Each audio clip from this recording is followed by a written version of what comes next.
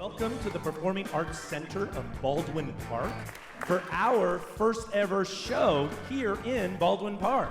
Hi everybody, I'm Ashley Alvarado. I'm the Director of Community Engagement at KPCC, Southern California Public Radio. Yeah. This intro is going to be 3.5 hours long at this rate. My name's John Cohn. I'm the managing producer of KPCC In Person. And since you all are in an applause mood, just by a round of applause, I have to ask a question first. Don't jump it. How many of you are KPCC listeners? Excellent. Thank you for listening. So get ready, because this is the trick question.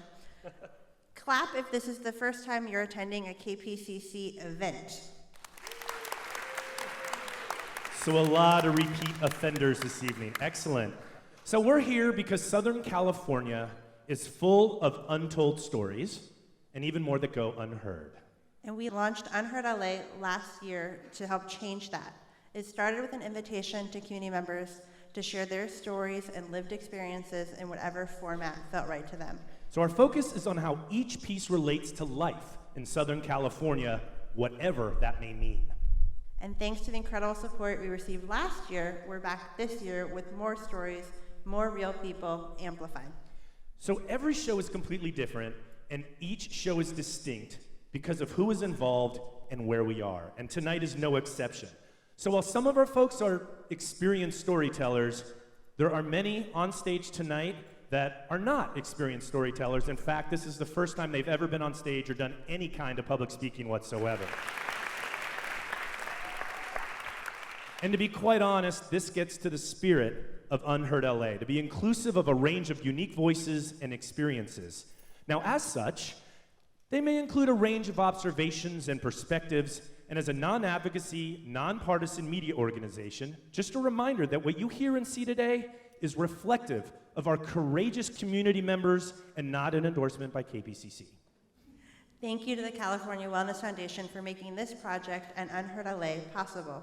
We'll be back this summer with 3 more shows starting in July. To learn about those shows and how you could participate in them, please visit kpcc.org/unheardla. I would like to invite you to engage with us on social media tonight. We are using the hashtag UnheardLA, and you can find us on Twitter and Instagram at KPCC In Person. Well, no show would be complete without a host. So please join me in welcoming to the stage the artistic director of Watts Village Theater Company, Nate Evangelino, and our Unheard L.A. host, Bruce Lemon. Ooh, I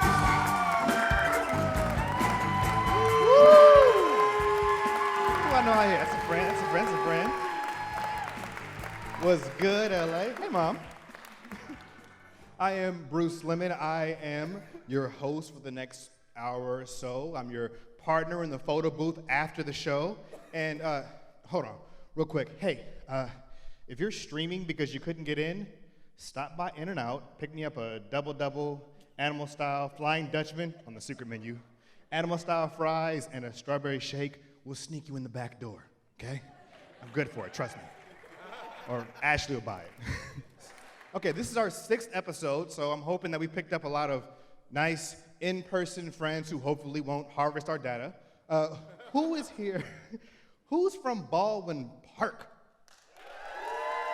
Oh, that's the section right there, the BP section, nice. Who was with us on some of our previous Unheard L.A. shows? Nice. All right, now, anybody new? Okay, great. Check it out. This is how it works. On the count of 3, everybody reach under your seats. 1, 2, 3, go. Okay, now who got nothing? All right, great. You're all telling the stories now. Come on up. That's how it works. Okay, that was a week late April Fool's joke. Don't punch me later, but if you do, go for the shoulder, okay? Thanks for playing with me there. You know, growing up in LA, whenever I was asked to bring a culturally significant meal to school for like some kind of celebration, I, along with about half of my 5th grade class, would all bring tamales. Right? That's pretty much our food here. I think this holiday season, I may have eaten my body weight in tamales about 6 times. And many of those tamales were made by the loving hands of a grandmother. Here to share, please welcome Elisa Noeme.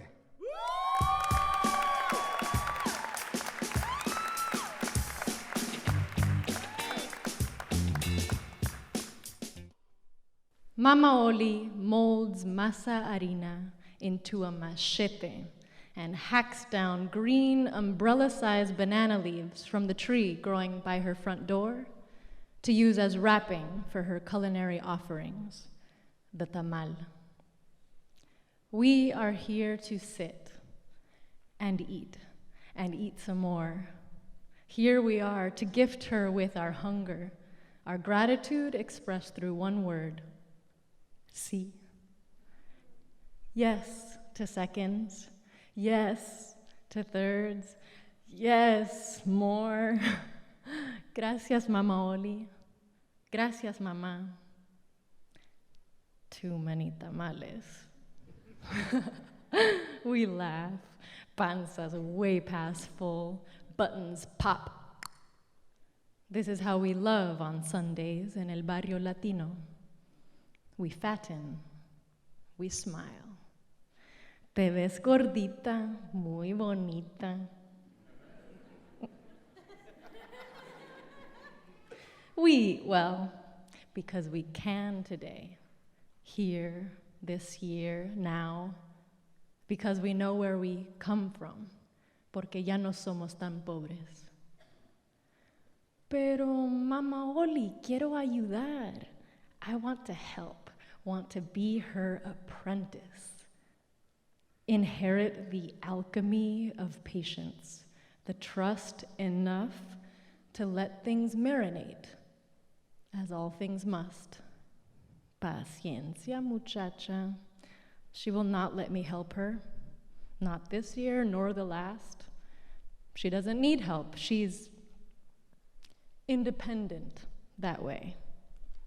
But she does let me press the blue button on the blender, lleno de arroz con agua y no sé qué. She already made the secret sauce. What's the word in Spanish? Recado. Recado, recuérdalo, remember. Doña Amelia Olivia Orellana Arriaza will go to her grave with her secrets, her secret pains, her secret loves, her sacred recipes. She's stubborn that way, they say. Stubborn? But who am I to talk about stubborn? I am just like her, Amelia Olivia. I have a 3 strikes rule. Hurt me once, I forgive you. Hurt me twice, I still love you, but I won't ever forget. Hurt me thrice, and that's it, you're dead to me. What's your name again? What? My people have been hurt 1,000 too many times. We're from Guatemala, the land of eternal spring, the land of tiranía eternal. And I was the first Orellana Arriaza born here. Los Angeles, thanks to Mama Oli, who chose to follow her lucky star hasta el norte, the US of A.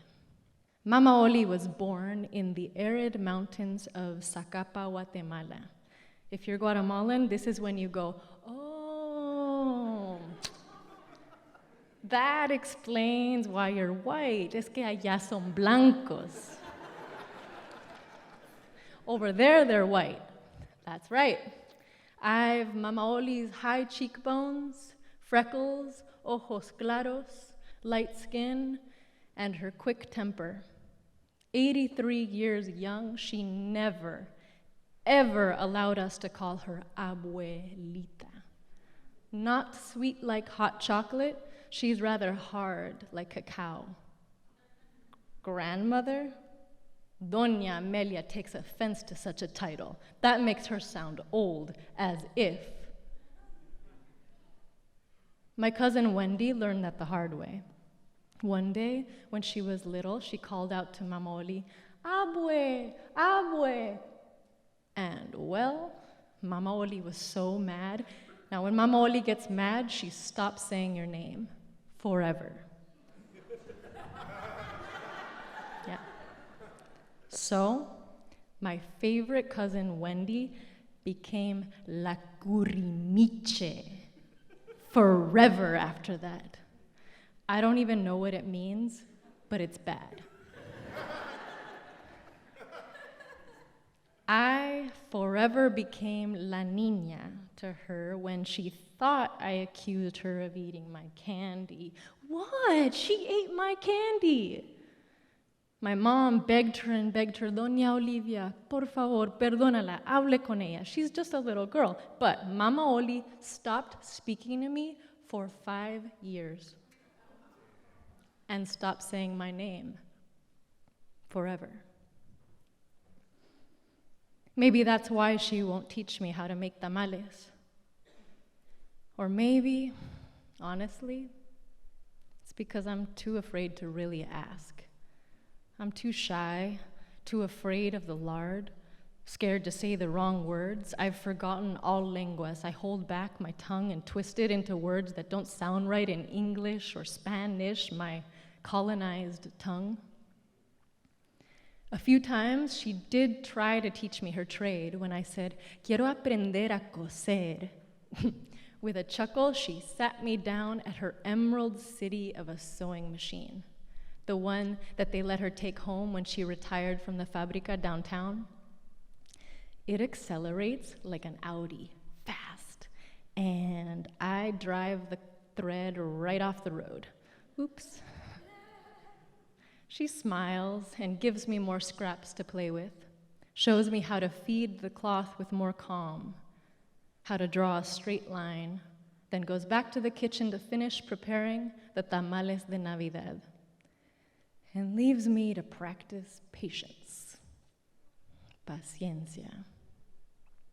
Mama Oli passed away a few years ago, and with her went her recipes, her green thumb, and her own side of the story. Sundays just aren't the same anymore. No more tamales. I was always scared of Mama Oli, intimidated by the myths that I was fed, that Olivia was stubborn and mean and fiercely independent. But I, too, am an iron fist of a woman, an oyster attached to a sea salt wound.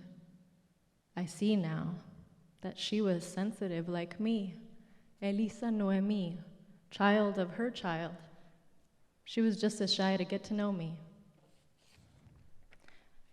I wish that I had asked her more questions about how and why she came here alone in 1970, how she felt, leaving her children for a country of strangers, arriving unknown, mapping an underground railroad for the Orellanas' escape. What did she love about Los Angeles? What did she miss about Guatemala? What was the secret to her recipes?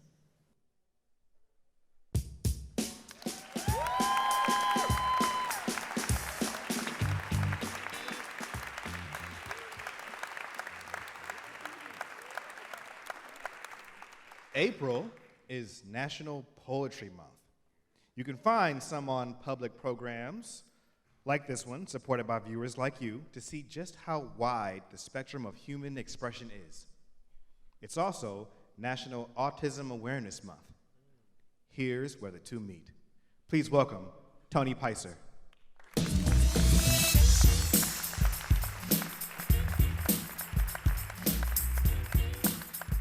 My wife and I have an adult son with autism. Jeremy lives with us, and he goes to a day program. My son, 4 years old, autistic, often yelled loud and then louder. After his diagnosis, pretty much every shred of normalcy took a powder. Life with Jeremy was a buffet of panic, wreaking havoc every day, and caused most people my wife and I knew to all silently drift away. We desperately tried to hold on to what was left, yet while we did just this, we still found ourselves in unwanted exile, which as the years passed by, we did eventually learn that this was a place from which you never fully return. Many familiar ties were cut, a loneliness hard to forget. My wife and I then reached out to someone we'd never met. The man who got our letter knew we were at the end of our rope. He said, talk to professionals and be sure to never give up hope. He actually wrote us 2 letters, an amazing thing to have done. The first one was meant for us, but the second one was to our son. We didn't realize right away that this man thought we would need to imagine that our autistic son someday would actually read. From such kindness can come strength to banish fears, its repercussions felt and remembered for years. Hold on. My bad. I buried the lead. I should have already said this stranger's last name was Rogers and his first name was Fred. He might dispute the term stranger, and it would take some getting used to. Let's say we were people in his neighborhood he hadn't yet been introduced to. It's worth noting something now, and not in any way that's cursory. 2018 is a big landmark for his TV show. It's the 50th anniversary. My 31-year-old son has a talking computer. Jeremy's good at multitasking. Can he read? Oh yeah, of course, you bet. By the way, thanks for asking. Mr. Rogers died in 2003, but doesn't seem gone. For me, what he achieved in those 2 letters was passing along hope that we hadn't dared to believe in. His spirit now lives in all those who recall him. If you're wondering, could this great man be summed up briefly? Sure, the embodiment of goodness.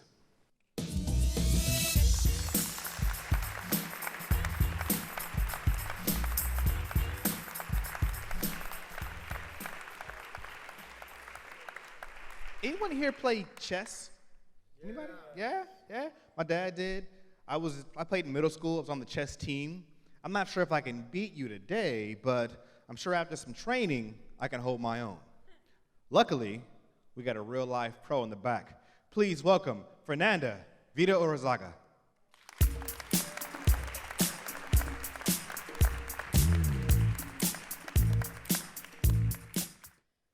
My first day teaching chess was my first day playing chess. I had no idea that check was different from checkmate, what the difference between a bishop and a rook was, or even how a pawn moved.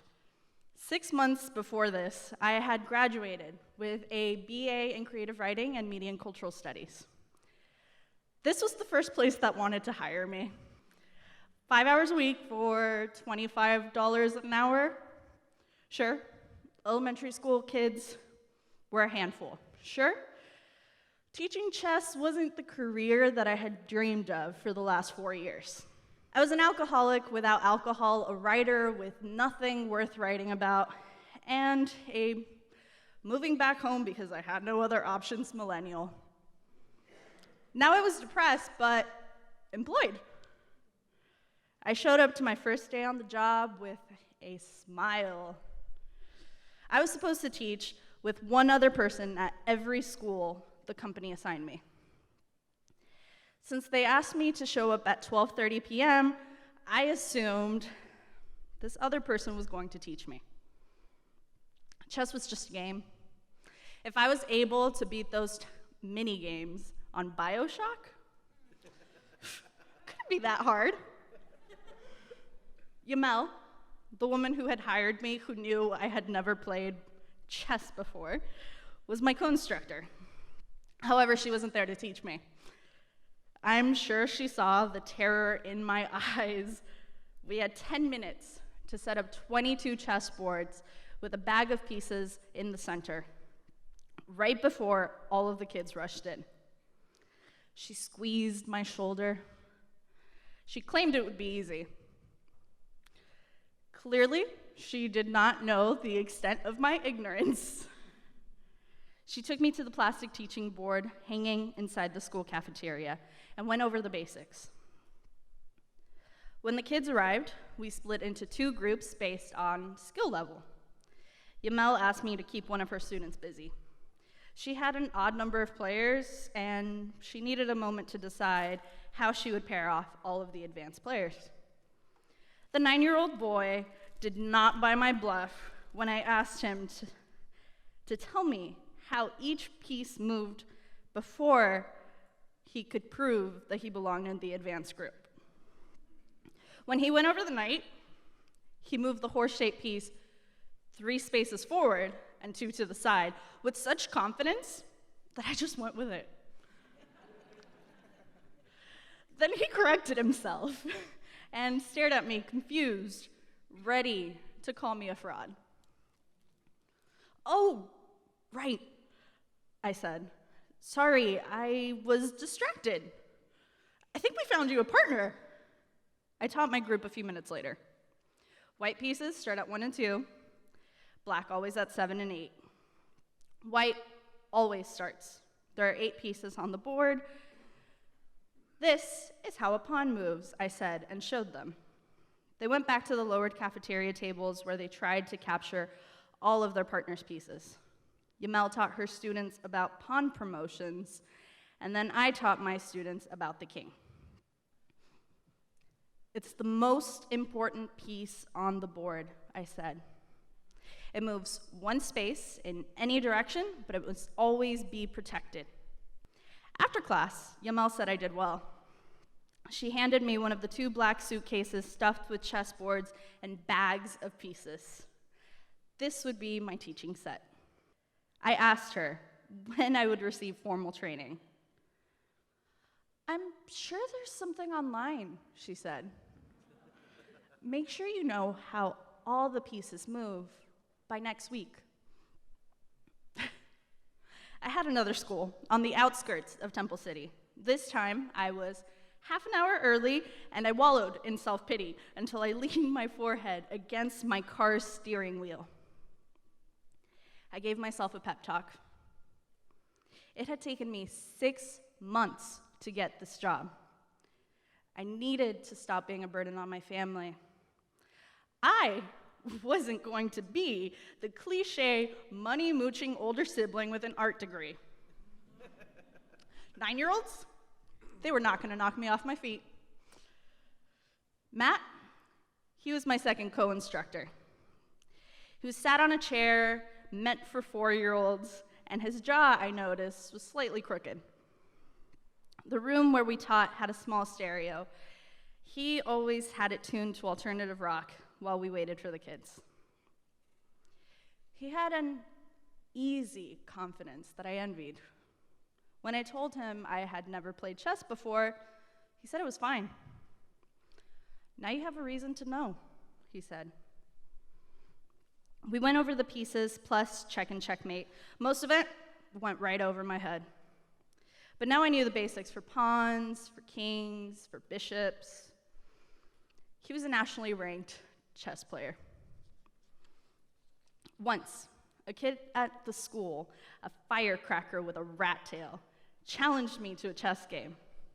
He was in the advanced group with Matt.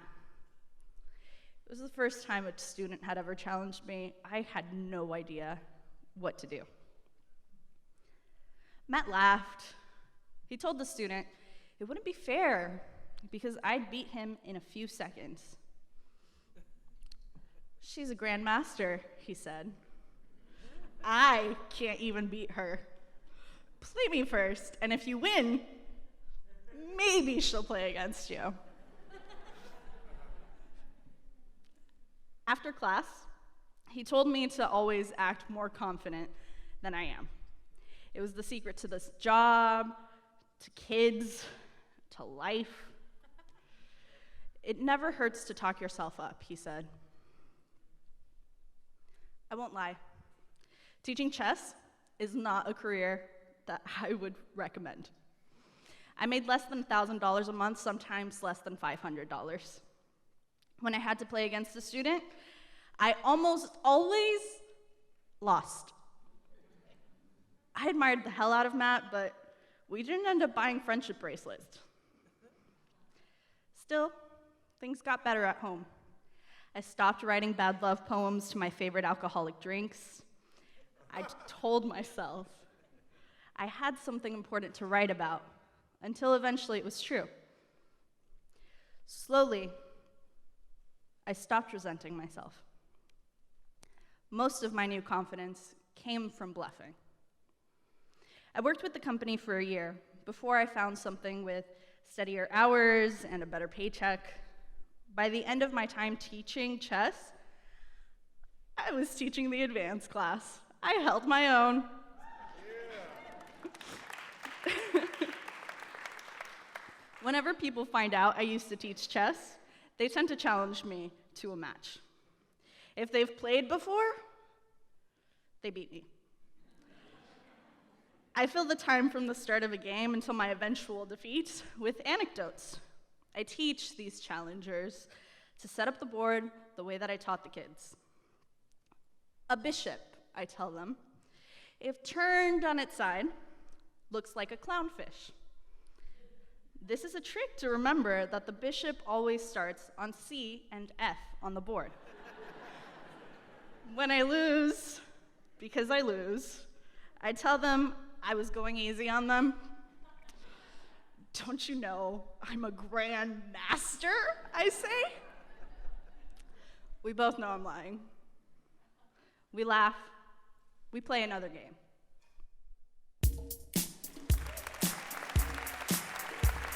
Thank you, Grandmaster. A real life grandmaster. Wow. Oh, Baldwin Park. Baldwin Park has a rich and delicious history to go along with its bright future. You know, part of the fun of Unheard L.A. is all the new venues all over SoCal we get to hit and learn about. So I read about a few of the moves that this city has made last year, like some new businesses coming in. For instance, an LA Fitness to balance out the double-doubles I got waiting backstage from the first ever In-N-Out. Oh, yeah. Oh, that's right. All of these food references I'm making, they're not really about, okay, I am hungry, they're because I'm hungry, but also they're a nod to the first In-N-Out right here that was founded in 1948. Yeah. But also, this city's done a lot of other cool things. Like last year, they planted over 250 trees and decreased their water consumption by 94%. What? That's a lot of progress for a region that's heavily affected by drought.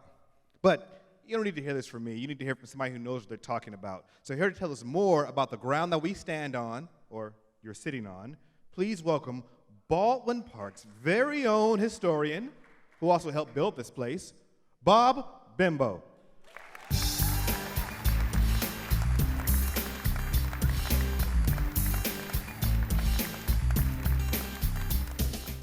Welcome to Baldwin Park and our Performing Arts Center. Before I tell you a little bit about our history, I have a very personal connection to this building. After Baldwin Park Unified School District's adult school grew from one of the smallest to the 6th largest in the state, the district thought it was necessary to have a large performing arts center to be able to address issues within the school district and the community. I had the honor of finding the funding to help build the space, which has even won an award for its design. As for the city itself, Baldwin Park dates back 158 years to 1860, when it was part of the cattle grazing land belonging to the San Gabriel Mission. The community's early name was Pleasant View because of the view of the mountains. In 1880, the name was changed to Vineland thanks to an increase in farming grapes, orchards with lemons and oranges and avocados and walnuts. In 1906, Lucky Baldwin prepared to set up another town, Baldwinsville, nearby. To stop that effort, Vineland insiders invited the 80-year-old Baldwin to visit and discuss their concerns. While entering the meeting, Baldwin slipped and would have fallen if not for a local who caught him and saved him from a very bad fall. Baldwin was grateful and agreed to a change in plans and allowed Vineland to use Baldwin in their new name, and it was Baldwin Park. Baldwin Park transitioned from a cattle ranching area, farming with hogs and goats and chickens and turkeys and dairies, to an area of orchards, and then to a modern city with many small businesses and industries in quick order. In 1956, Baldwin Park became incorporated into the city of Baldwin Park, the 47th general law city in our area. By this time, Baldwin Park had started to develop a community support system for the entire city. The Baldwin Park Unified School District developed an outstanding educational system from preschool to adult education. It was truly supportive of all members of the community, literally from birth to death. It encouraged strength in learning, in diversity, and growth, as well as becoming a united educational community. Its success in bringing the community together through educational values was extraordinary.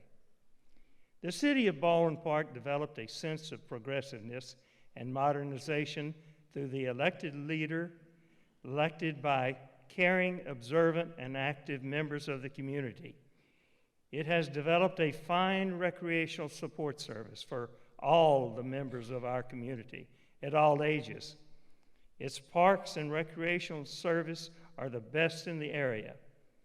The city's support services, police department, fire department, transportational support, medical support like Kaiser Permanente Hospital are all exceptional. Our city mayor, our city council, the city staff are all highly responsive to all the needs of the entire community. We're lucky to live in a city as caring and inclusive and involved as our city of Baldwin Park, the hub of the San Gabriel Valley.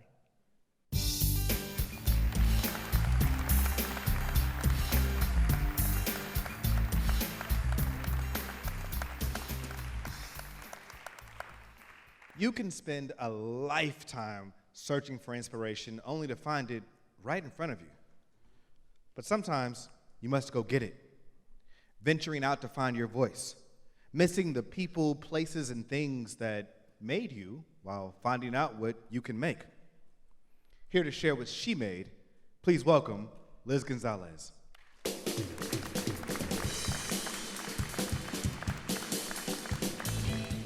I'm a fourth-generation Southern Californian. My mama, grandma, great-grandma, and I all grew up in the San Bernardino Valley, and I've lived in Los Angeles County for most of the second half of my life. In 1990, I moved from the San Bernardino Valley to Lincoln Heights to attend Cal State Los Angeles. Grandma, la reina de mi familia, acted like I was moving to China. But it's so far. What if something bad happens? We can't help you. Grandma, it's only an hour away. She also didn't like that I couldn't make it home for every family gathering. Our large extended family had one almost every weekend. Yet she made an exception because I was doing things she thought were important, studying and working. And she thought I'd move back after I graduated. I thought so too.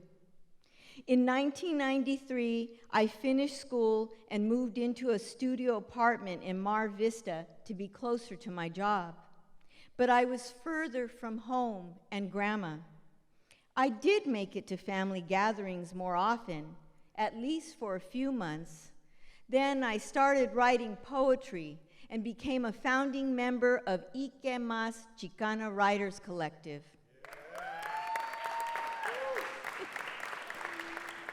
My weekends were quickly booked with poetry events I participated in with Ikemas. Grandma was not happy. What will I tell people when they ask for you? They're your second cousins and haven't seen me since I was a little girl. They probably don't even remember me. That same year, I participated in a poetry performance contest at the Inner City Cultural Center Talent Fest in Los Angeles. The competition was stiff.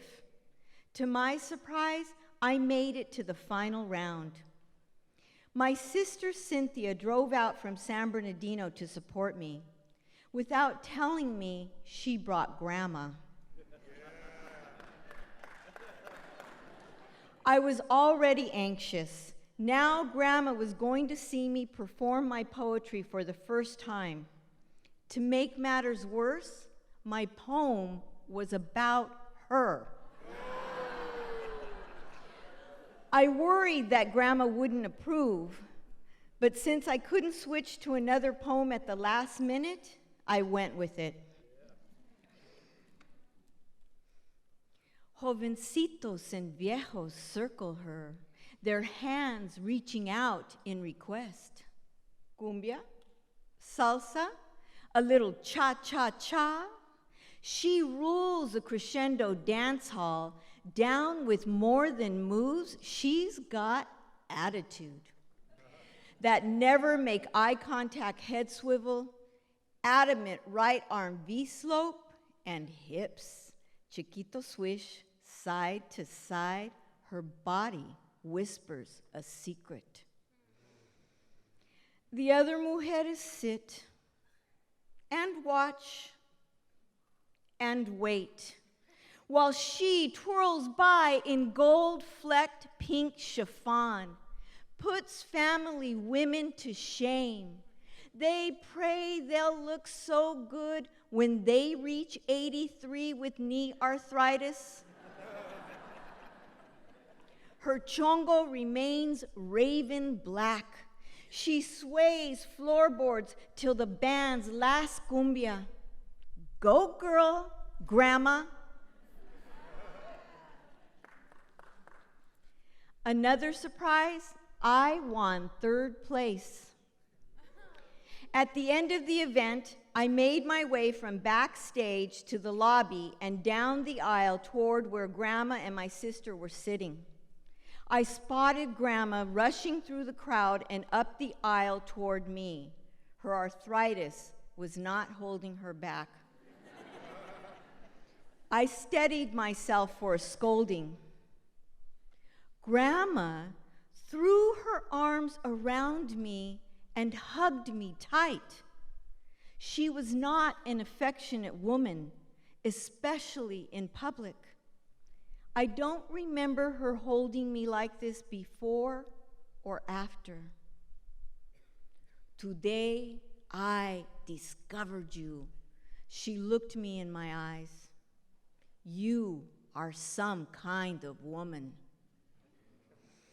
Audience members stopped and asked her if she was the grandma in my poem. Yes.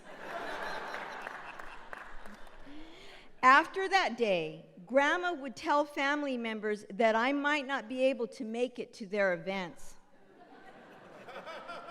Liz is busy doing her poetry, very busy.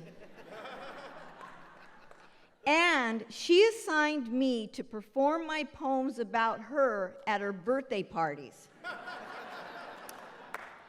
They were similar to the receptions and dances at Mexican-American weddings.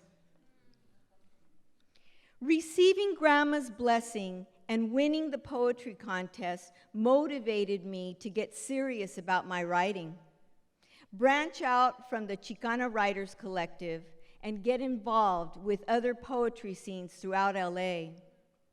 At each one, I found a warm, vibrant, supportive community of different ages and backgrounds. My poetry stretched and strengthened. I'm proud to call L.A. County my home, my poetry home. Grandma died in 2009 at 98 years old.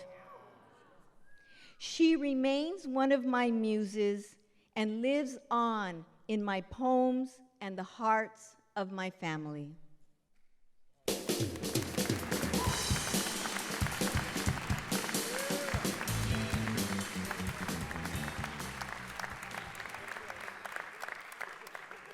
Anybody else in here surf?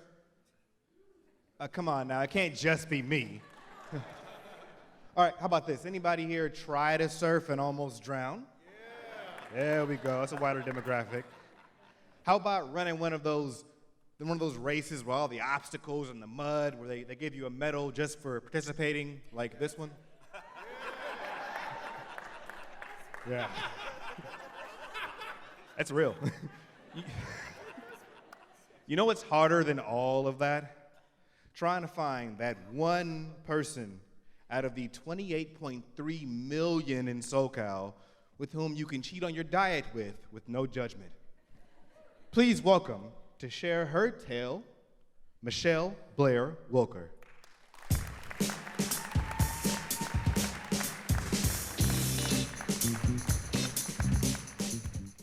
It's pretty complex, almost like the riddle of the Sphinx. Where can you meet a cute straight guy without surrendering to a swipe right on your smartphone? An elusive, endangered species whose beauty and splendor has remained greatly at large. It was time to go on safari. I'll try anything once, especially if it means avoiding unsavory pictures and innuendo from the bumbling masses. It's a murky sea, riddled with rosy-cheeked emojis that has reduced our modern form of communication to caveman status. Hey, I'm guilty of it too. I've practically worn out the sunglasses guy and the chocolate chip cookie. I'm a surfer, completed a Tough Mudder, only took me 5.5 hours. DJ'd at the Scratch Academy, hip-hopped, and block printed my way through the City of Angels. Still haven't met a good one. I'd been going about it all wrong. Guys do not sign up for yoga, pop physique, or paint and sip. They're tough. They play b-ball, and they hang with their bros. They make things, and they fix things. I needed to think like a dude. Walk around in his size 10.5 Air Jordans and roll up my sleeves. I don't know why I didn't think of it before. It was totally obvious. Woodshop 101, how to make a bar stool. The cute guys had to be there. I mean, where else were they? I felt a penchant to get dusty and callus-ridden, get down to brass tacks, and be one with the timber. This was going to be dope. Does it matter that the extent of my woodworking and welding knowledge ends at layering thick duct tape over mangled aircon vents and broken curtain rods? I do have a fair number of tools, but they are not stored in a toolbox per se, Barney's New York shopping bag. But it serves the same purpose, and you get a surprise tool when you fish around. It was time to bump up my handyman game and meet my own handsome handyman. It's pretty hard to look cute for woodshop. There were rules to follow and a dress code to abide by. Wear your hair up. Mine looks better down. Long sleeves and apron required. Nothing synthetic. Sexy. Steel toe and cowboy boots acceptable. No sneakers. Safety goggles provided. How was anyone going to spot me if I looked like Beaker from the Muppets? At least I could buy an adorable apron, rugged denim from West Elm. It's kind of stylish, at least as far as aprons go. I strolled in, butterflies churning. It reeked of sawdust, and the floors were slippery concrete. Saws buzzed and screeched. I wore my hair down anyway. What was the big deal? I hoped I wasn't the only newbie. There had to be some other clever girls. But only 6 students showed, including me. None of them eligible bachelors. Maybe I wasn't that clever after all. Or maybe all the single guys came last week. Where was my endangered snow leopard? I was sure he was going to be here. I should have brought my binoculars. Shake it off. It doesn't matter. I'm here now. I'm going to make a fantastic bar stool. This could be a new career, a new me, the industrious me. I might even purchase a shiny new toolbox. Barney's New York shopping bag is so 2017. The first step was to select a piece of wood and run it through every saw. The table saw, the band saw, the jigsaw, and the circular saw. The blades were sharp and growled into my eardrum. Hal, the teacher, demonstrated each saw like it was a jazz 8-count imprinted into your memory after only one viewing. I needed to see it again and again. I wanted extra help. I wanted Hal to watch me slice. Everyone else lugged their timber around and ran it through expertly. They made it look simple, as the teeth sliced through like butter. I came here to meet a guy, not to lose a finger. The bar stool was just the chocolate icing on the proverbial cake. Hal was patient. He thinks I'm silly in my stylish apron. I kind of got into the swing of it by the time we glued the 3 chunks together and used the electric sander to smooth it out. Sawdust burst into the sky. No fingers lost, yet. Next up, welding the hairpin legs on with Joe. Joe is not as patient as Hal. He is not impressed with my denim apron or my cute long hair. My small peanut head doesn't fit into the helmet. It's too big and keeps slipping. I can't see. My classmates look like Jennifer Beal from Flashdance, flipping their visors casually, sparks jetting from the spigot. I still can't see, and Joe is not interested in giving extra attention to the girl who can't even put her helmet on. Welding is hot and fiery, delicate and yet powerful. I'm the last to complete each task, and all I want to do is crawl under the table. But I didn't. I tried a joke, bat my baby blues. This is really outside of my comfort zone. I bet you don't want me in class again. I flash my pearly whites, and Joe just glares. The clock tick-tocks sluggishly, and I vow to never take woodshop again. To be grateful for Sammy the handyman, to be thankful for the invention of duct tape, and to know that in some cultures, a peanut head is considered delicate and lovely. That helmet looks stupid anyway. Flashdance is just a movie. I completed my bar stool with minimal calamity, just a tiny tummy ache and a boatload of anxiety. Thanks, Joe. I crafted it with my bare hands, and I didn't light the classroom on fire. The stool sits proudly in my living room next to the couch. I made it despite that wobbly helmet that left me half blind. It actually looks pretty professional. Sadly, no romantic sparks were generated, but I did it. I made a bar stool. The cute guys must already know how to weld and use the jigsaw. But I think I'm onto something. Next up, Auto Shop 101.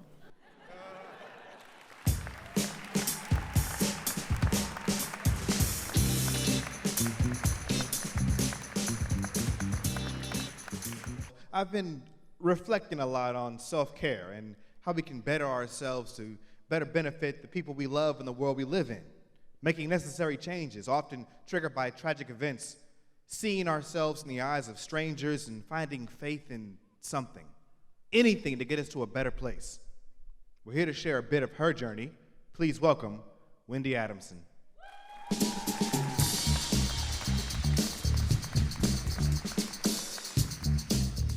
It was Mother's Day, 1993, and I was living in a small apartment of a women's and children's center in Santa Monica. Ricky, my 10-year-old son, was asleep in the bedroom, while I was slumped down on the sofa watching Stephen King's The Stand with a new friend, Janet.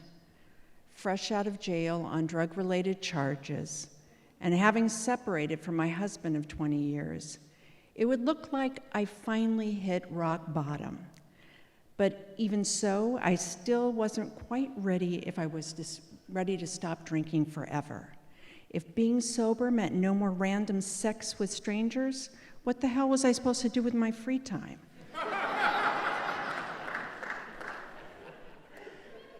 When the phone rang, my heart leaped to my throat.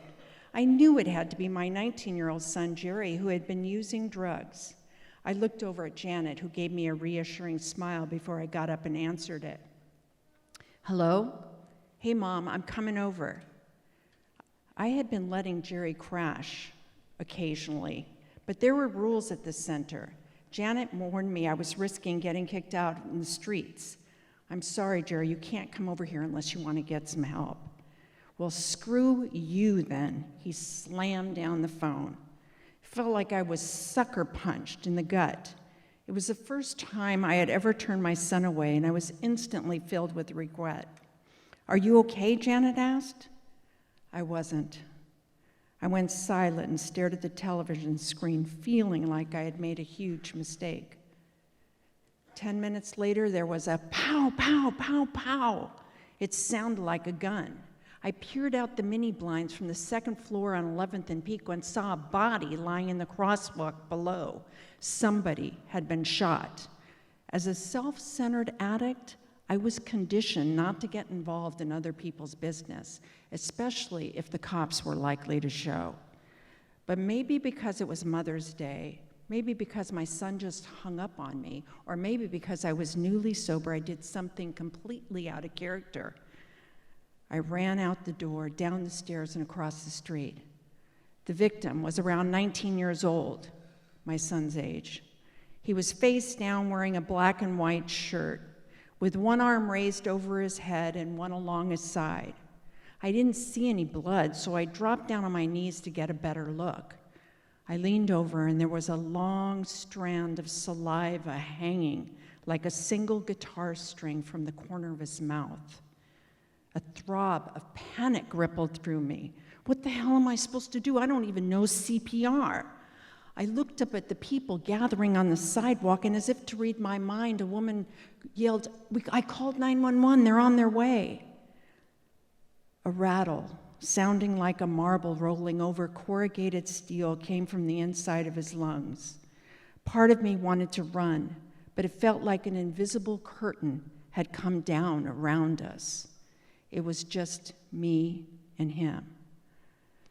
Please don't die. Please don't die. Please don't die.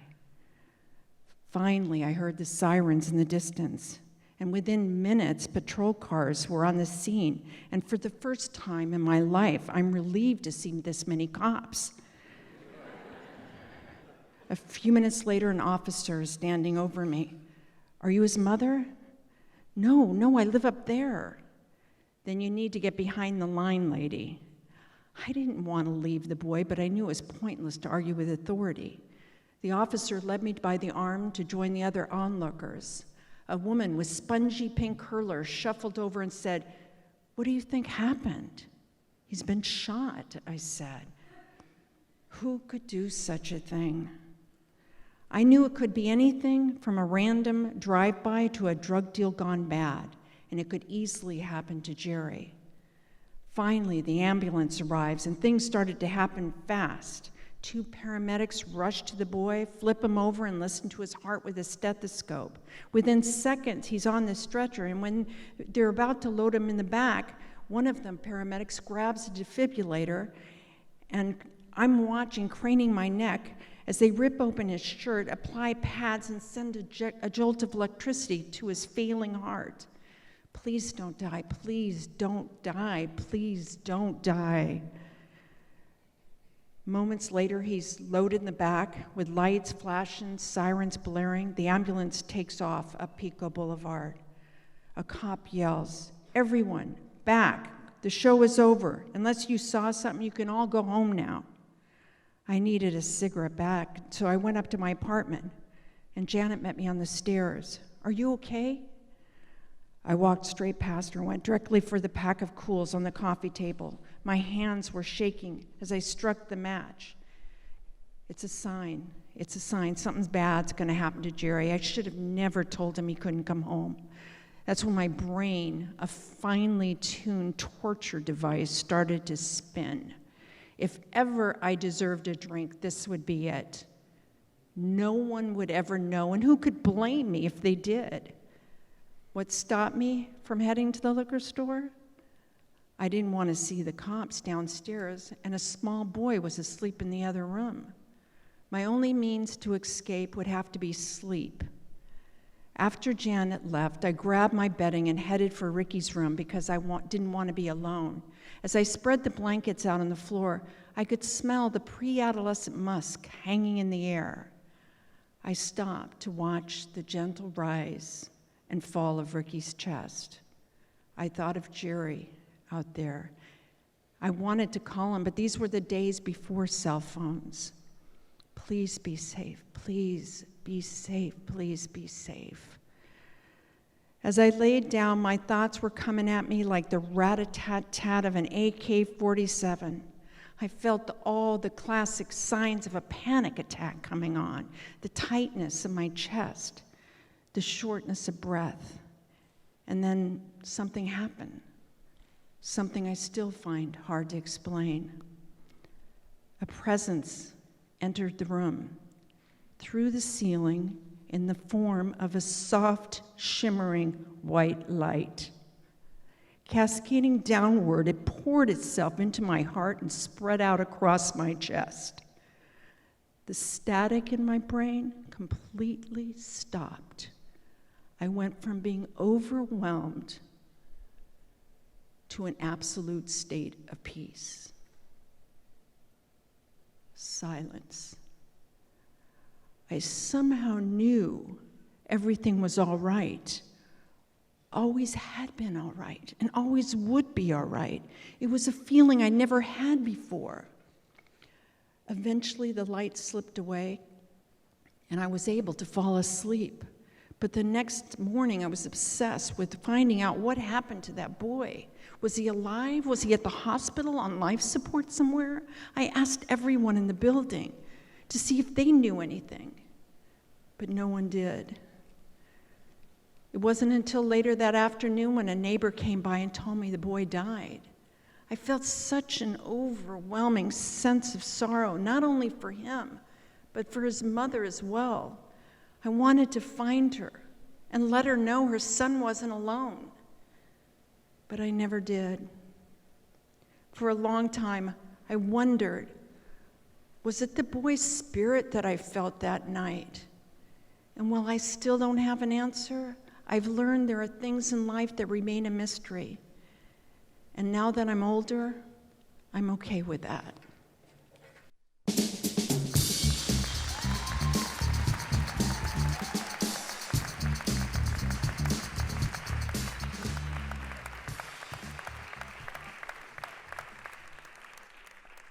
Arts and activism are a match made in heaven.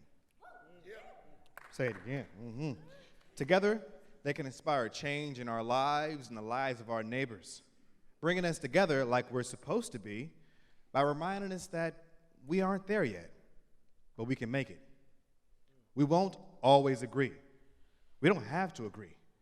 And KPCC, being a nonpartisan, non-advocacy news organization, can't pick a side, but we can present different perspectives. What you do with it is up to you.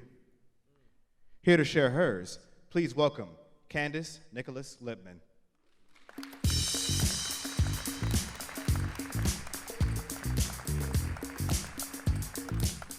Hey y'all, I'm an actress, spoken word artist, and a youth educator.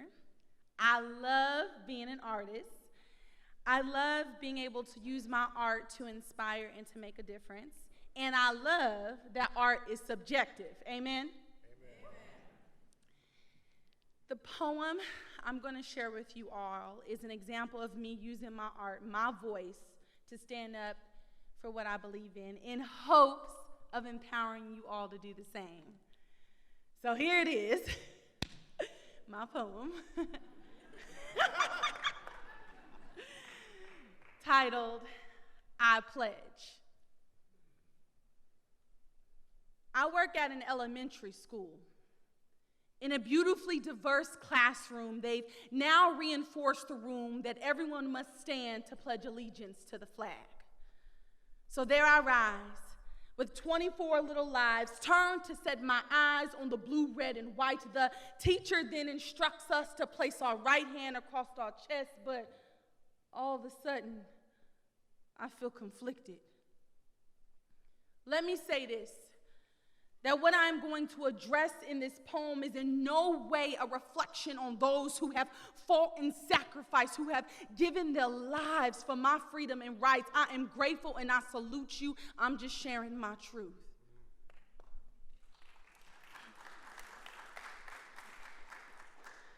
So there I am, standing before this flag, conflicted, and they began to pledge allegiance. I pledge allegiance to the flag of the United States of America and to the republic for which it stands, one nation, under God, indivisible, with liberty and justice for all. My hand never made it to my chest. No words left my lips. I myself was surprised by this reaction. Something in my spirit just couldn't connect to what they were pledging. I felt the teacher's gaze upon me, but she wouldn't understand, nor could she see that I wanted to take a knee, to stand in solidarity with Colin Kaepernick, who was not only benched, but stripped of his entire NFL career because he stood up for what he held dear, which was justice in America. And yes, I understand. It was the Star-Spangled Banner he was protesting, but if you think about it, it's all the same. That song, this flag, it's all meant to represent liberty, justice, and equal treatment for all.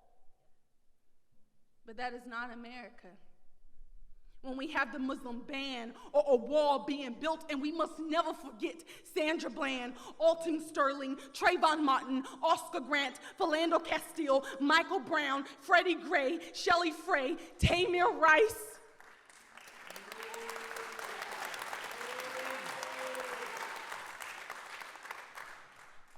Tamir Rice, who was only 12 years old when they took his life. No convictions. You want me to pledge to this? Or how about the fact that I am an American, but I'm not accepted because of the color of my skin? No matter how patriotic I try to be, all you see is my black poverty. No matter how much I straighten my hair to cater to your perception of beauty, I will always be a black monkey. No matter how many college degrees or big words I learn, I'll never be accepted into your America. Fictional character Annalise Keating says it best: racism is built into the DNA of America. This is black and white, no gray areas, and I can't pledge to this flag. I can't pledge to the hypocrisy. This is supposed to be home of the brave, land of the free, a country full of unlimited possibilities, but I believe that only applies to the privileged elite. We are not indivisible. We are not one nation. I'm so sick of this conversation. We should be progressing, but instead we're like children, making the same mistakes again and again. Police brutality, cultural appropriation, systemic racism, prejudice, injustice. When will it end?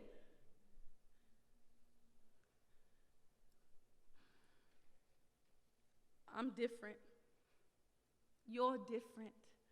We're different, and that's what makes this country beautiful and unique. We should be celebrating, but instead, there's a superiority complex in which we can't and won't accept and appreciate these differences. So until you can, no longer see me as this second class, burdened to society, or the great black enemy when I'm seemingly accepted as your form of entertainment, stereotyping and mimicking black culture, appropriating our lips, hips, and naturally bomb swag, killing off black men and women like Call of Duty on a PlayStation. I won't pledge to this.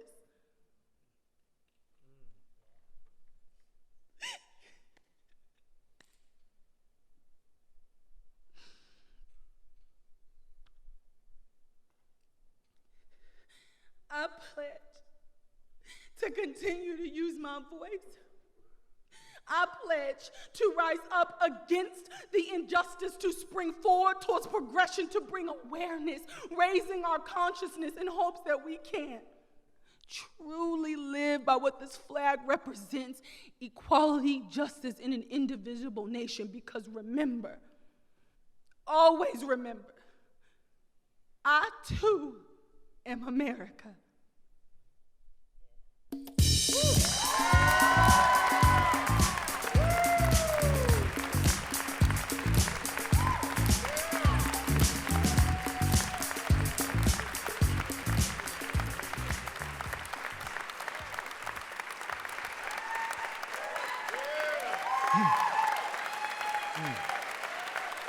Yes.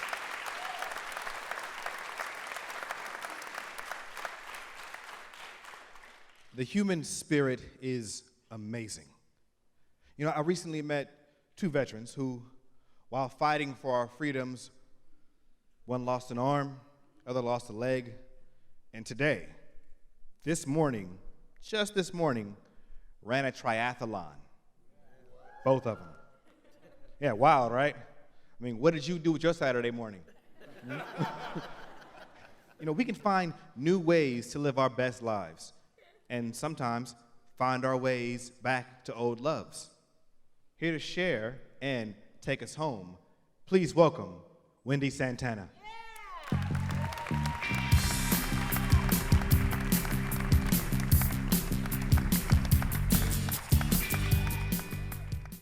Return to Zumba. I will never forget those words. How can I? I was confronted by them daily on the bulletin board in my hospital room during the month I spent in acute rehab following brain surgery. Return to Zumba. A goal my husband provided to the physical therapist on my behalf. And now, the words were haunting me. Return to Zumba. Really? You have to be kidding. That is just a crazy goal my husband set for me, I shouted in my mind. And I probably would have said so too if I had been able to speak at the time. But I couldn't speak because I had aphasia. I also couldn't move the right side of my body. I couldn't walk, right, or even go to the bathroom on my own. So no, I couldn't fathom how or if I would ever return to Zumba. I silently wondered why on earth the physical therapist felt compelled to listen to my husband anyway. God knows I never did. Truth be told, I used to love doing Zumba, but all that changed on the evening of October 15, 2014. It was 2 weeks before my son's 9th birthday. I was reading with him in his bed when suddenly I couldn't move. I was frozen in a fetal position and I couldn't speak. I remember feeling as if an electrical surge had run through my body and somehow I had short-circuited. Thankfully, my son noticed something wasn't right, and he called out for my husband, whom ended up calling the paramedics. I don't remember much from that point on. I'm told my face was bright red, drool was coming out of my mouth, and I vomited all over my son's bedroom. We didn't know it at the time, but I was having a grand mal seizure. Having never had a seizure before, and believing I was dying, I recall thinking, please, God, not here, not now, not like this, not in my son's bed. When I came to, I was in an emergency room and I still couldn't speak, but somehow I was able to gather my strength and push out the word, stroke. I remember a doctor informing us that a mass was seen on my scans, but all I heard was blah, blah, blah, brain tumor, blah, blah, blah, biopsy. A few days later, a biopsy was performed. I wasn't scared at this point. I think I was still in shock. Elated that I didn't die in my son's bed, I was also thankful that this was happening to me rather than him or my husband. We were given the diagnosis of a low-grade glioma, a rare and slow-growing cancer, located in my left frontal lobe on a Wednesday night, and they wanted to operate the next morning. There was a lot of pressure put on us by the medical team. At the time, I just wanted to get the surgery over with before my anxiety had a chance to take over. My husband was strong, though. Plunging a super long needle through my skull and into my brain for the biopsy was one thing, but he wasn't about to let anyone crack my head open and perform brain surgery without a second opinion. He told me not to worry, that he would take care of everything, and he did. We turned to Dr. Linda Liao at UCLA. I will forever be grateful to my husband for his courage and all that he took on for me during that time. As it turned out, although operable, Dr. Liao considered my case to be highly complex. Not only was the tumor large, but it was basically split between my supplementary language and motor structures. My husband transported me to UCLA several more times prior to the craniotomy for testing and different types of MRIs, so a baseline of my speech and motor functions could be established. By the way, please forgive me if my right hand gets carried away. Sometimes my right side still has a mind of its own. Pointing at a 3D map of my brain, Dr. Liao described the tumor as being the size of a golf ball, but the shape of a football. We discovered location is everything when it comes to brain tumors.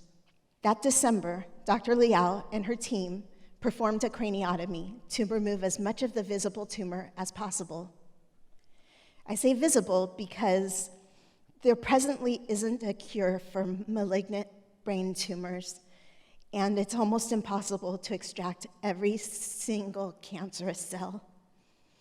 But there's hope, because while there's a chance my tumor will come back in a more aggressive form, it is also possible that I will live the rest of my life with stable MRIs, just like the one I had on Monday.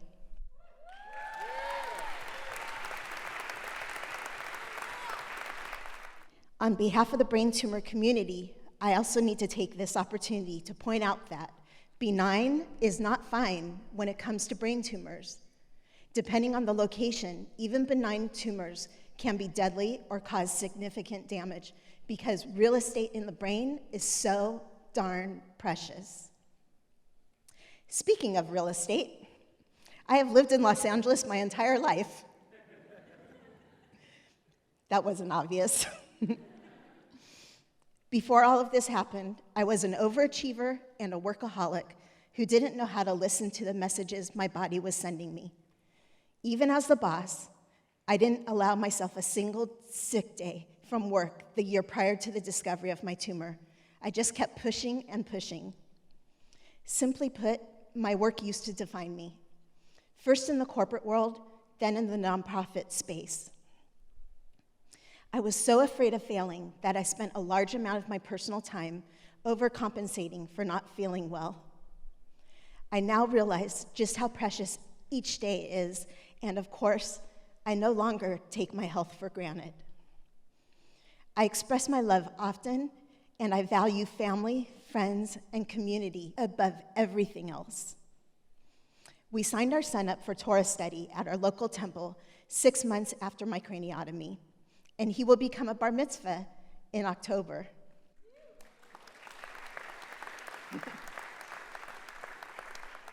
I often say, I got a new brain, and he got religion.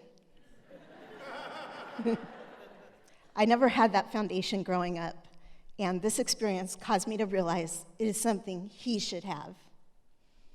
One of my stepmoms, my dad's second ex-wife, Kathy, also known as Nana, stayed with us for nearly 7 months as I continued to do my different therapies and worked to regain my driver's license, which was automatically revoked due to the grand mal seizure.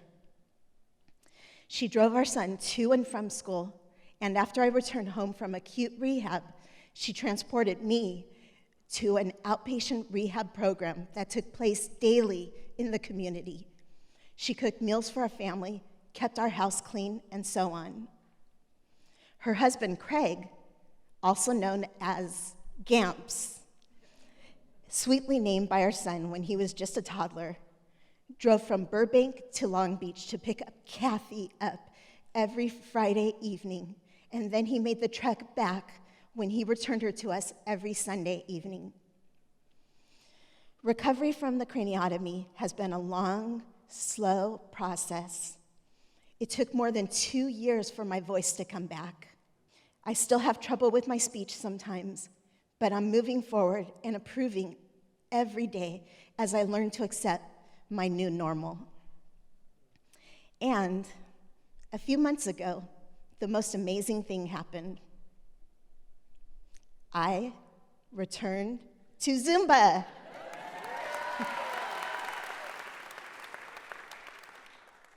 Well, Zumba Gold, actually. It's a moderation of the Zumba class I used to attend, but still Zumba. I am thankful for the way everything turned out and for the lessons I have learned through this experience. I realize how blessed I am to be surrounded by people who love and support me. My son is brilliant, of course, and my husband is the strongest, most loyal person I know. He's my rock. He never stopped believing in me. Somehow, he knew all along that I could and would return to Zumba. We are up here to share the stories that too often go unheard and to show the kind of magic that happens when we stop and listen to each other. And now we want to listen to you. Tell us whether you want more Unheard LA by texting Unheard LA to 63735. You help us get better and help us make a case for more Unheard LA. Thank you to Papa John Cone, Ashley Alvarado, and the rest of the KPCC In Person team today. Justin Baker, Nathaniel Beaver, Caitlin Biljean, Charlotte Duran, Van Evers, Tony Federico, Richard Garcia, Daphne Liu, Valentino Rivera, Quincy Smith, Bill Youngblood, and Liz Zimmerman. Also, thank you to Quetzal for use of his track Unbound, Sueltos from the album The Eternal Get Down. Thank you to our growing Unheard LA family right here on stage. Yeah. The wonderful folks here at the Performing Arts Center for Baldwin Park and the California Wellness Foundation. We'll see you this summer. Check kpcc.org/unheardla for more info. And once again, thank you for coming. Whatever you do, do not go home with your story unheard. Bless you. Good night.